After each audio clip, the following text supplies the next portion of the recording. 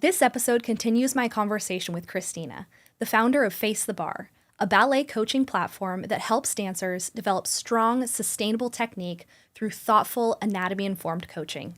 If you haven't already, I highly recommend listening to last week's episode before listening to this one. It really lays the groundwork for everything we're going to talk about. This week, in part 2, we step away from the bar and into center. We talk about how to translate your technique into stable, clean jumps, how to modify petite allegro combinations to your level, and the secret to light, airy jumps. And it's not what I thought it would be. If you're ready for your jumps to feel more powerful, controlled, and confident, let's get into part 2 of the conversation.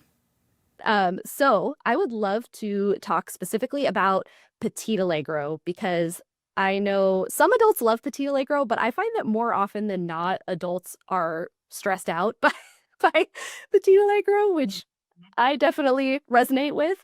So when it comes to petite allegro, what should adults be prioritizing or focusing on when it just feels like, oh my gosh, this is so fast and I'm stressed out? So if you are stressed out, then I hope that you're going to have a teacher that, for example, wouldn't mind you not beating everything. Because I know that people love to put the beats in there. And yes, it can be super fun, but in Petit Allegro, the music is fast. So if you are not super comfortable with it just yet, it's completely fine that you simply don't beat. So for example, if someone's giving you an enchicate royale, and you're like, oh my God, what is happening? You could just do a soubresaut, changement. You can do the same thing, yeah? You're still getting that bounce in there, but the beating is the one that I think confuses people a lot, and obviously the speed. So in Petit Allegro, don't think about, I know this is going to sound super weird, but don't think about height. It's not about height. If you move into already things like seesaws, then it's about height. But Petit Allegro is basically you jumping off the ground just enough so you can point your toes and you can beat your legs. But if you start going with the same power and the same goal of I need to jump super high into Petit Allegro, that's exactly how you're going to be late. And if you're going to be late, you're going to be stressed out. And Petit Allegro music, again, from the previous episode, the accent is up and a up and a up and a up. So it's not, again, it's not the plie and the jump being even. It's just a very tiny, the best word is a bounce. So it's not necessarily a massive jump. So when you do your Petit Allegro, don't think about the height. It's not about the height. Maybe in the future, sure, perhaps you could make your jump a little bit higher. But if you watch people do really quick Petit Allegro, they're barely jumping off the ground. They're literally jumping enough so that they can actually execute the job. So it's not the height. And if you are confused about the beats, simply don't beat the legs. You can do everything the same. Yeah. So those are the main things in Petit Allegro, I would say. Yeah. No, that's super helpful. I think something too that's helped me, almost just like a little mental hack, because I'm someone who, at where I'm at right now, beats, I'm just kind of like, yeah, I'm good, because I still feel like I'm having to work on the cleanliness of the basics. And so something that helps me when the teacher is giving beats, as far as being able to self-modify, is almost working backwards of thinking what foot needs to be in front versus behind at the end of this. That's really what it comes down to. If you want to simplify but still be able to generally stay with the choreography, focus on, at the end of each step, which foot was in front of the other. Like, did it left foot land in the front or left foot land in the back? Because that's a easier way to simplify what is being given while still being able to be on the correct foot to go into the next step. Because I think that can be really hard for adults, especially who, a lot of times, if classes are limited and you're just needing to find something and it may not be at the exact level that you need, and so you're having to try to keep up in a class that's maybe a little bit more advanced than you're comfortable with. I think, like you mentioned, taking beats out is such a great way to make your life less stressful. And it's really just about just focus on, at the end of all the beating, what foot was in front? Was it the left or the right? Yeah. And then you'll be set up for the No, that's actually a really good point. That's actually a really good point. And the same way you can figure out if you're, if you're not beating, and you're just wanting to do like a little hop there, that you know that, for example, if you need to have the same foot that you have for the plie at the front when you land, then you know that you need to do a soubresaut, which means that you're not going to change your legs. If you need to have the other one, you're going to do a changement, so you're going to change your legs. That's it. But that's a really good point, because you want to have the correct leg for the rest of it. Otherwise, it's again like, the panic mode. And then in petit allegro, you're already going to be late because Yeah, it goes so fast. totally. Yeah, I just thought of this, and what I'll do is I'll link some videos in the show notes too, for anyone who's listening, who, if you're newer to ballet and the terminology is still a little bit fuzzy, like I'll link videos to what is, soubresaut versus a changement, so you can kind of get a feel for what we're talking about if the vocabulary is still a little bit challenging, because it's French. So It is. It is. It's not easy. And then different schools sometimes have different names for different things. So it can be even more confusing. Totally. Yeah, but I love what you said, because it's like, yeah, there's so many. Anytime there's beating, it's really just the difference of, okay, do I just soubresaut or do I changement to end up on the right foot? Are we changing legs? Are the legs staying in the same position and just jumping? Yeah. It's a great way, I think, for adults, because I think so much of ballet for adults is taking the resources that are available to you, especially when it comes to like in studio classes, and figuring out the combination of pushing yourself and being able to, quote unquote, keep up, while also having the agency and free will to modify so that you can get something out of class and enjoy class. And I think so many adult dancers, myself included, are, every class you walk into, you're navigating this balance of like, I want to keep up, I want to push myself, but how can I also make this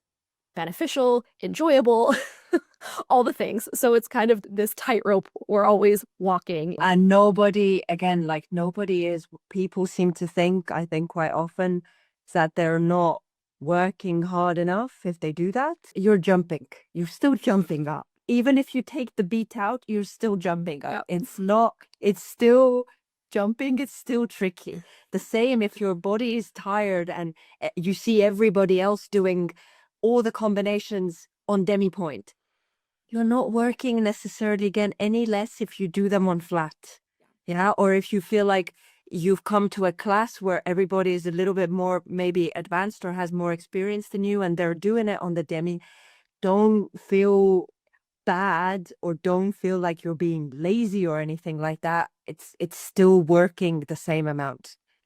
I always say that because I've literally seen that people see others do it and the panic in their face and they immediately do the same thing. Yeah. Like, you are you, they are doing their own thing. I know it's hard to block it out, but you know what you're capable of doing right now and do not feel the need or don't feel bad for modifying things ever. Yeah. Ever. Yeah.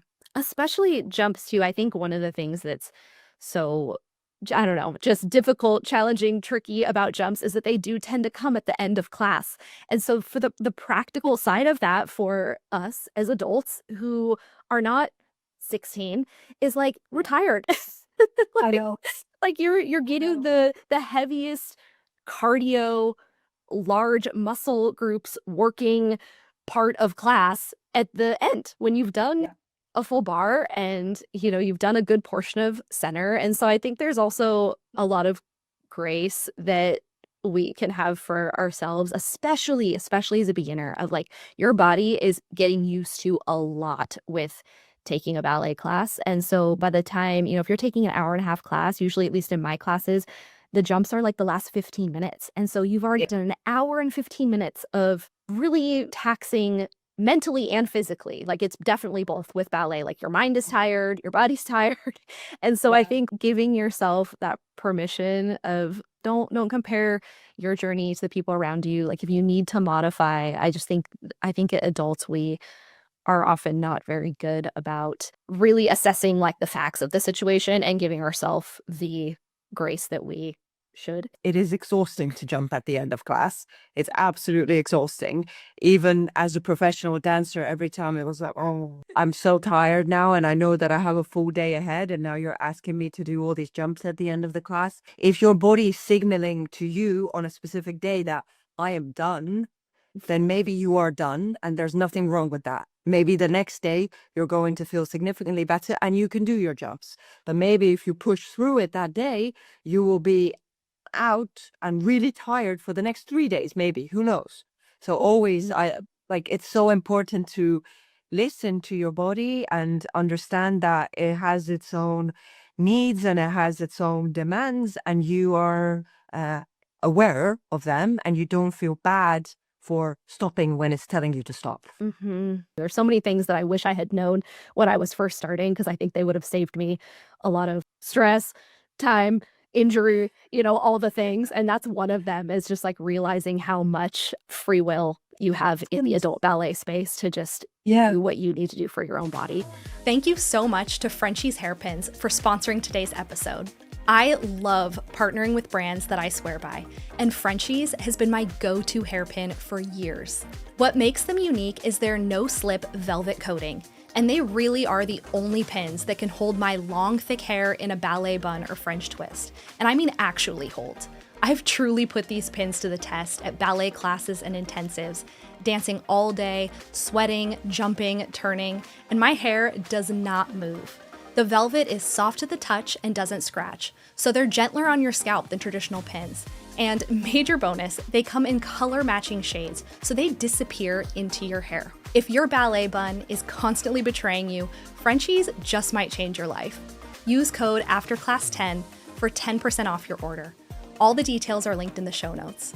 Once you try them, I promise you'll never go back. So I would love to talk about grande allegro specifically, because I think for adults, a lot of times, we see these pictures on social media of grande, saut de chat, where like the legs are full split, gorgeous, super high off the ground. And for a lot of us, like depending on where we're at in our flexibility, or even more importantly, like in our strength journey, we might not be able to hit those positions that we're seeing on social media. But one thing that I have noticed watching other adult dancers is there's still a way to like get that big and almost, I guess, easeful is the best word, look, where like there's still that bounce and that buoyancy and the height, even without having your full split. And so I would love if you could talk about what it is in grande allegro that actually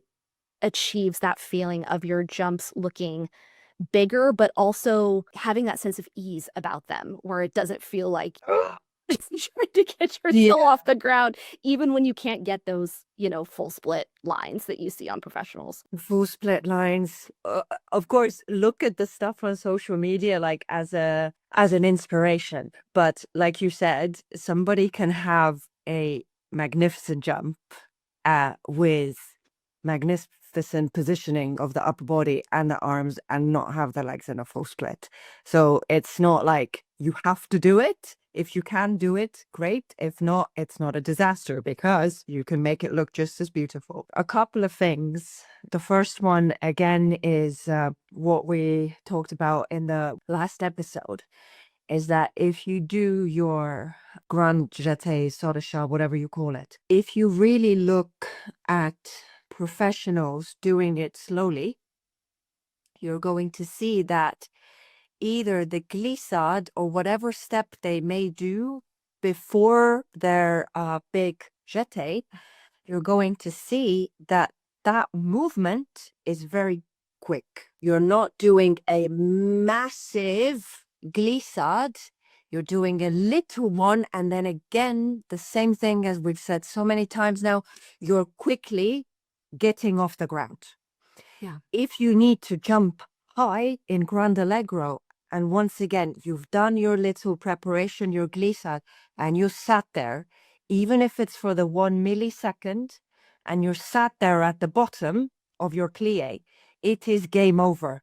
And then somebody is expecting you to open up your legs and get into a high jump. It's not going to happen.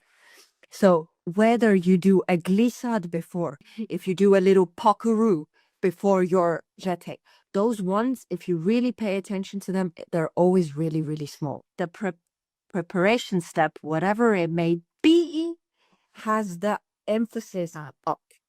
Yeah. If you go down, it's not going to happen, like I said. So that is the first thing. But it's very difficult because it's hard for, especially for adults to, I think, understand this concept, and for kids too, of playing around with the musicality. So they tend to make everything very, very even.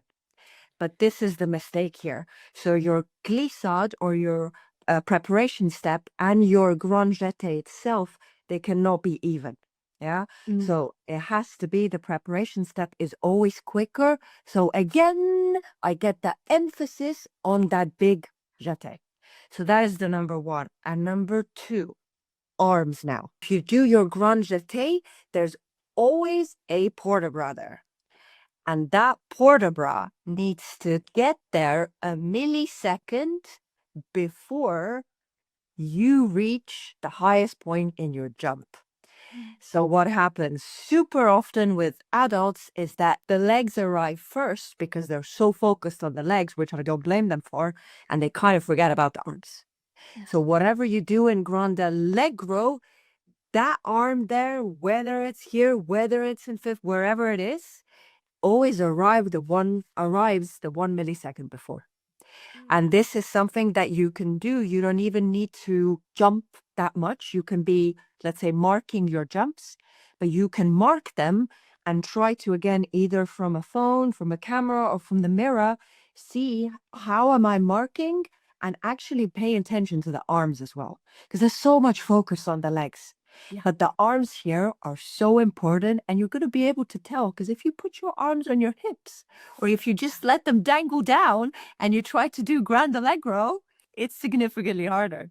So they're there to help you, as they are during the class in general, but especially here. So the two things is the accent. The accent is exactly the thing, what you said, that is going to make it look like the dancer for the 1 second is just there in the air. Yeah. Exactly. But it has to be the quick kind of motion into that big jump. Yeah, I love what you said about the arms too, because as you were saying it, I was, thinking of professional dancers that just have beautiful jumps. And it makes so much sense because I think one of the things I've noticed is how the placement of the arms and holding the arms, it almost disguises the takeoff and the landing a little bit when you Yeah. do the arms a little bit before you jump, and then you hold them for a little bit as you're landing versus the arms Yes. coming down as you land. It gives Exactly. that illusion of the jump being smoother when you do the arms a little bit before and hold them a little bit after. And so that makes so much sense. I'm literally going to take that into class next week. It's so good what you said about the landing too. Again, when you land, you can collapse altogether. You're going to hold them for the 1 second. So you're doing the opposite of what you did in the beginning. In the beginning, you take them quicker, but the end, you tone it down and you try to almost hold them there. Just a quick reminder for everyone as well. If you don't have the perfect split, or maybe you don't even have the perfect jump, if I see the most gorgeous port de bras and the placement of the head and everything, and it happens in a split second anyways, I'm going to look at the whole image. But if this is super nice, I'm mainly gonna look at that, believe it or not. And I think for anyone who doubts that, a great thing to do is to go on YouTube and look up the oldest ballet videos you can find, because ballet has become so much more gymnastic, I guess, for lack of a better word, in the last, Yes. 10, 20 years than it ever was previously, as far as the extensions and just all the, craziness. And so I think if you ever wonder, how powerful really is upper body and arms and port bras, épaulement, like go look at the oldest black and white videos you can find because their legs were not really doing a lot of crazy height, but they were still so beautiful because I think it really was back then much more emphasis on the upper body. And yeah, you can just get so much out of it, even with things like jumping. Like you can disguise some of the, not that it even needs to be disguised. It's like, you know what, we all are where we are, and like, let's just be fine with it. But yeah, it definitely takes, some of the, if there's things that you're still working on the lower half, the upper body could be a really good asset for that. I know we started to talk about it with the arms, but maybe we could talk a little bit more about landing specifically, because I think for adults that impact can be scary, especially for so many of us that have had previous injuries and things in our past, that it's like, awesome, I'm up in the air, and now the scary part is how do I get down without hurting my lower back or hurting my knee or my ankles. So could you go into some detail about what a safe and well-organized landing should look and feel like? Something that I actually, because I don't do that much jumping with the people that I have in person in Estonia, or definitely not online because everybody's usually at home. But from the intensive, what I noticed, and I hadn't seen in a while, was that the same way as we spoke about the articulation of the feet in the last episode, what I saw in the intensive was that the students jumped into the air, and then not in just regards to their feet, but in terms of their whole leg, they kind of from the air went immediately back into their maximum demi-plie. I'm going to try to show with my arm, but technically, I hope that nobody's going to misunderstand that. But again, if you jump up and you land back down, first is the rolling through, and then your leg is still kind of straight before it starts bending. So you're not going directly from one extreme, which is being up in the air, into the other extreme, which in this case is a plie. So there's always something, I always say this, there's always something in between. So what is in between is that you're gradually getting into that plie. You don't reach the max immediately. Yeah. So that is one thing that is going to make your landing softer immediately.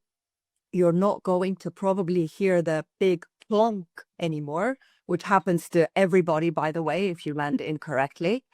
And it's just going to feel a little bit more springy, I would say. Yeah, it makes sense because it's as you're saying this, I was like, oh my gosh, I think I do that. And I think what you're saying makes so much sense because it's your shock absorption that you're sacrificing. Like if your legs are already bent when you're landing, you're losing that, like almost like thinking of a spring.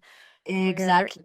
You have to have somewhere to go in order for it to absorb shocks. I'm so glad you brought it up because I hadn't even thought to mention it, but that is something that I noticed for me too, is the sound. I feel like whenever I land, it's a really big thud.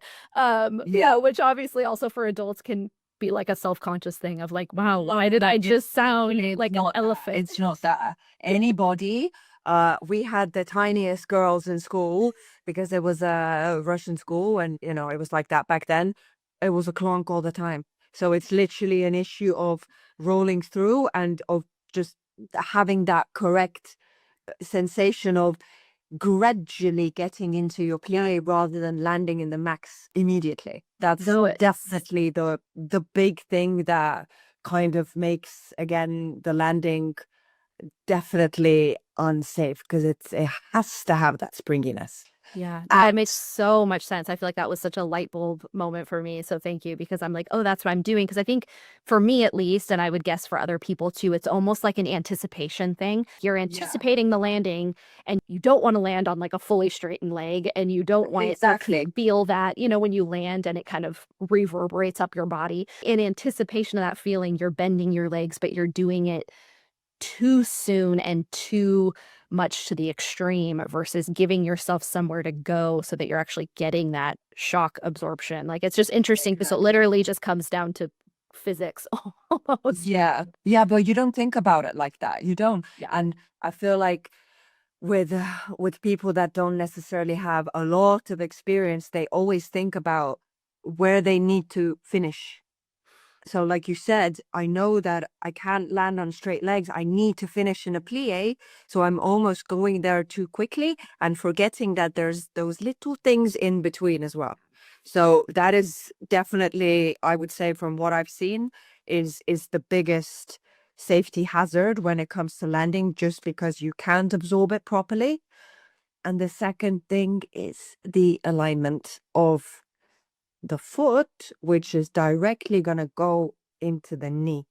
So you have to always, always, always, always, always, always make sure that your foot is flat against the ground. When you take off and when you land, you are not rolling towards your big toe and your bunion. So the back of your foot is almost like kind of on the verge of being even disconnected from the ground.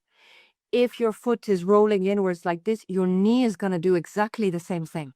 And then everything, literally like a domino effect, is going to go out of alignment. And that is a really, really bad way to either take off or especially land from a jump, because you're landing with a force much greater than your body weight. If your foot and your knee are rolling inwards, potential injury immediately. So either you go into slightly less turnout. Please, dancers, don't push into too much turnout, especially in jumps. You go a little bit less, and you always make sure that your knee is tracking over your toes. If you glance down and you can't see your toes when you're playing, because your knee is tracking over them, it's all good. So you really have to make sure that you go into your natural turnout and you do not push past that. If an adult dancer wants to improve their jumps over time, what one or two habits would you say matter most? Like, even if it's something outside the studio, like, are there things that you would say if you work on these one or two things, your jumps will improve? Yes. The first thing I would say, that even if when you could be starting out or you could be someone that's already jumping, but for you to do perhaps a little bit of plyometric work. So you can be even in your trainers and you would do things in parallel and you would do small hops on the spot, again, just to get that bounciness into your body. It's not about the height again, it's just about the quick rebound.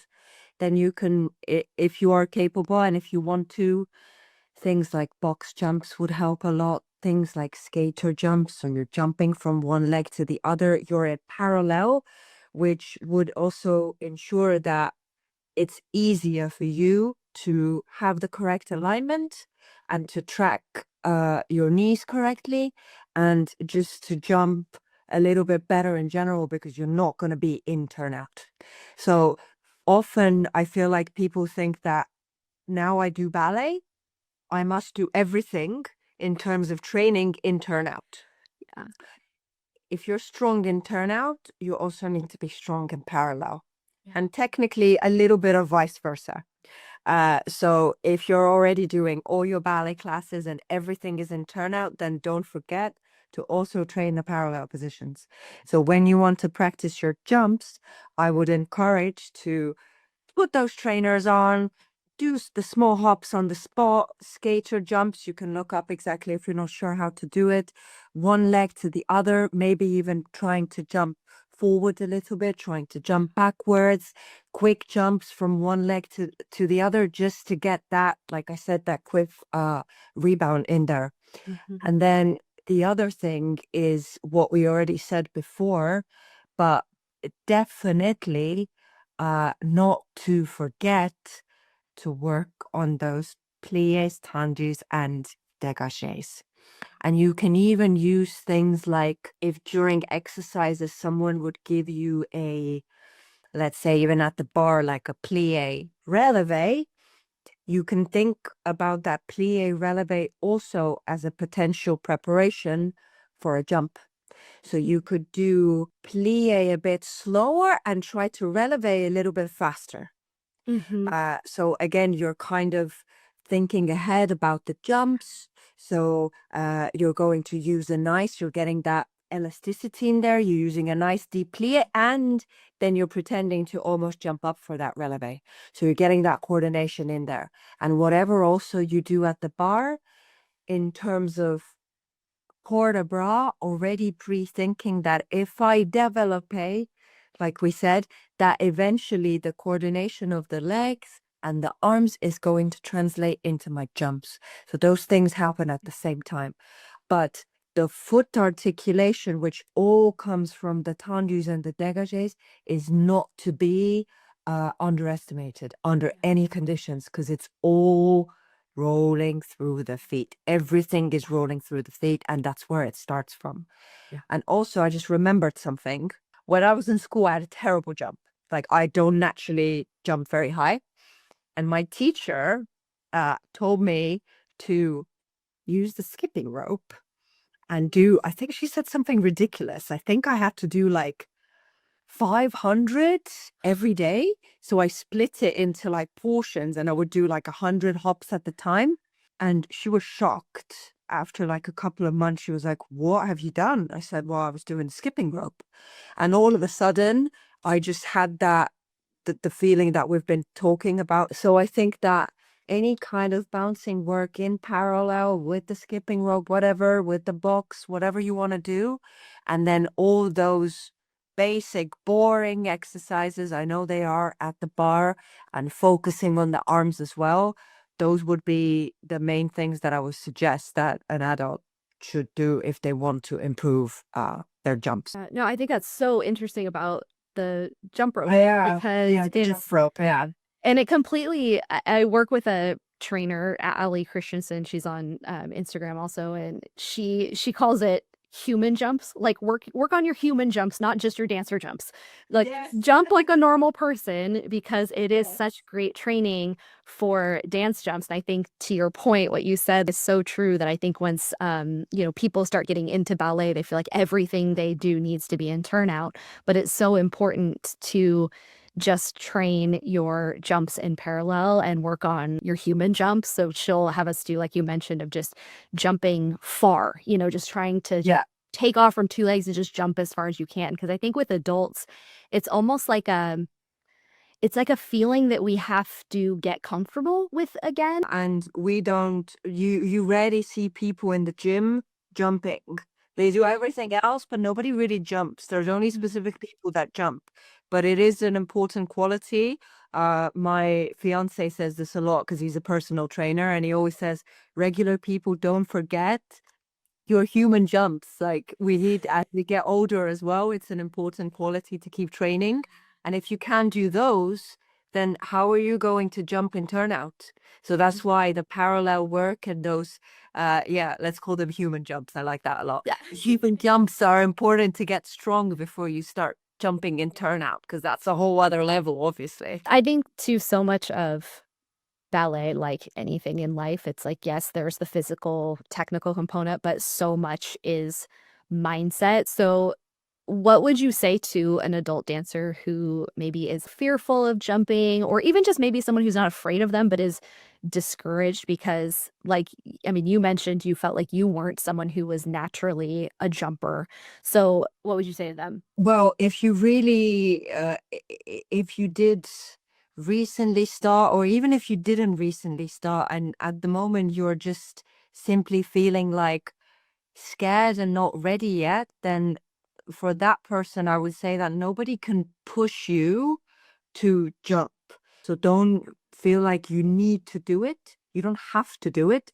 If you really don't want to, you never really have to do it. Like I've met people, like I said, who don't want to do center work. They literally just want to do bar. That makes them happy. So if that does make them happy, obviously I would encourage them, like, you are actually ready if you did want to try. But if you're somebody that never wants to, you don't have to. If you feel like, if you're the other person, like you said, kind of like me, I didn't like jumps. I hated them because I knew that I wasn't good at them and everybody else seemed to jump higher. In that case, I would say that with everything that we mentioned today, you will probably become better at them. If you implement those small things step by step, again, as per usual, don't overwhelm yourself. So pick a few and try to focus on them and see if after a couple of weeks, maybe a couple of months, if you feel any better. But you can always, with everything, I feel like you can improve. Like my jump, for example, personally, was never the greatest, but it improved a lot from where I started. Yeah. So if you feel like you're somebody that is just never going to improve at all, that's probably not the case. I think you can a little bit always. So don't feel discouraged. And you got nothing to lose if you just test it out, try to implement those things and see what happens. Yeah, I love that because I'm someone who definitely feels like I would say I'm not a, quote unquote natural jumper. But it's something that I really want. Like this is something funny, borderline embarrassing, but like sometimes I have dreams about dancing and I'm doing just beautiful grande allegro in my dreams. Like it's something that I think I have this like deep desire to improve and do better than I currently am. And so I love hearing from you that you also were someone that you felt like it didn't come naturally to you, but you were able to improve and work on it because that gives me hope. I was really bad, I'm not gonna lie. It was terrible. Every single day I dreaded it. Every single teacher. Christina can barely get off the ground. It was a disaster. And I think it was all like a little bit of everything that we said today, and mostly just that coordination.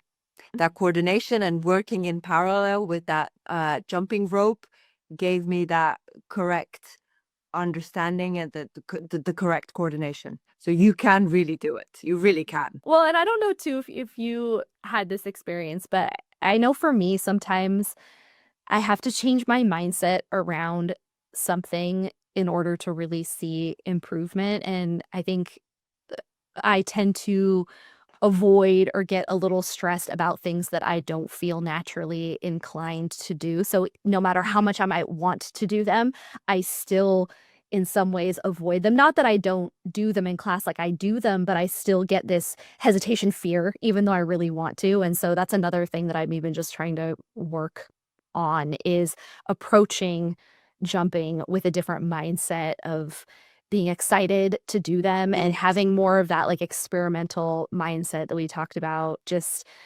giving myself a little bit more space to like play and try and fail and having a less stressed mindset about it. Because I think with jumping, I've noticed the times in class that I feel like my jumps go the best are the ones where I feel a little bit more relaxed and a little bit more free in my body. And I think sometimes for not just jumps, but a lot of things in ballet, I think the more stress you're carrying, it doesn't work. And so you have to have that mindset a little bit of like, I'm excited to do this and I'm going to go for it.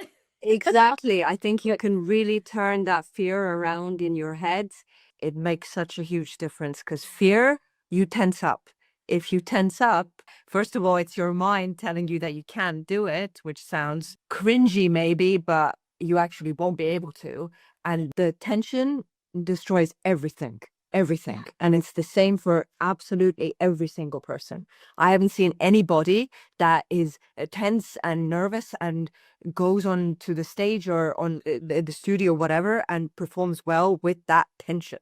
No, that tension gets released or it gets swapped into something like you said, like excitement. That's a really good way to change that around in your head. And I think even sometimes being willing to not from a safety standpoint, I have to be careful how I say this, but I do think sometimes we have to let go a little bit of the perfectionism, like the technical perfectionism, in order for things to actually come together. I think sometimes we're so focused on all of the technical details of something and we just can't quite get it. And then once we let go of that a little bit, it seems to come easier. As long as you've trained and done the work and laid the foundation, I think there comes a moment where you almost have to just kind of let go. You have laid the foundation. So now you need to learn where are those moments where you're going to trust that fully. And in that moment, you will let go because you know that it is there. Everything that you work for is there to support you and is going to make it happen in the end. Yeah. Well, thank you so, so much for all of these incredible tips. How can listeners connect with you and stay connected to everything that you're doing and follow along with your journey, your teaching, your tips, all the things? So you can follow me on Instagram and on TikTok and on YouTube, where I do most of my stuff. If you just type in Face the Barre, that's how you can find me. Or you can check out my website if you want to, which is facethebarre.com. And you could join my Saturday Zoom classes, or I have an Ultimate Beginners Ballet course. Or if you want to come and visit Estonia, which is my lovely home country, then I'm going to be opening up my studio on the 1st of February this year, which is super, super, super exciting. And I want to definitely have a lot of intensives, so you can keep an eye out for that. Also through my website, sign up for the wait list for the studio, and I will keep you posted in terms of everything. But hope to bring people together from all the different countries and just have a lot of ballet fun and non-ballet fun at the same time in the beautiful Estonia. And I will do it mostly during the summertime because then it's really nice here. Otherwise it's cold. Oh my gosh, I would love to someday get to come and see your studio, do an intensive. If you're not following Christina on Instagram, you definitely should, because I know you've posted a couple pictures of the studio and it is just so beautiful. I get so excited about people like you making studios because I just think, because you love adult dancers and you're such a gift to the adult dance community with all the content you create, and just having talked to you, like, I know that your heart is really in it for the adults. And so the fact that you are making a studio space where people are going to get to call that their dance home is just like, I get so excited about that. Even though I don't even live in Estonia, I'm just like, oh my gosh, like these beautiful dancers are going to have this gorgeous home with a teacher who really cares about their journey and is invested in their journey. So definitely make sure you're following Christina and all the things that she's doing. And yeah, Saturday Zoom class, which I still need to pop into. I need to just bite the bullet because I think it's at like 7 a.m. my time on a Saturday. So one of these days, I'm gonna do it. You're going to be probably the second earliest person that has been there. I can't believe people do class.